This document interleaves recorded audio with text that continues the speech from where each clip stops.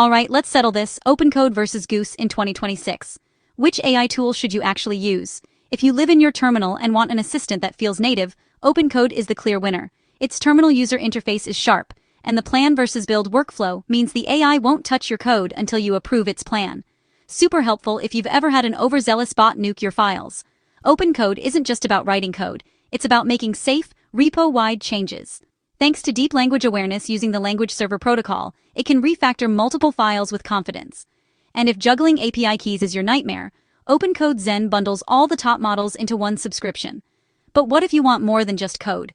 Meet Goose, built by Block. Goose is your proactive co-pilot for the entire project lifecycle. Need to automate DevOps, run tests, or even fetch data from Slack or Google Drive? Goose is built for that. It runs entirely on your local machine, so if security is your top concern, that's a big plus. Plus, its model context protocol connects seamlessly with external tools, making it a powerhouse for automating workflows beyond the terminal. So here's the bottom line. If you're looking for a polished, terminal-first coding experience with great safety features and smart refactoring, OpenCode is your go-to.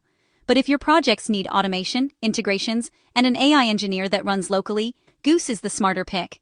Which one fits your workflow? Let me know in the comments. And if you want more quick takes on dev tools, hit subscribe.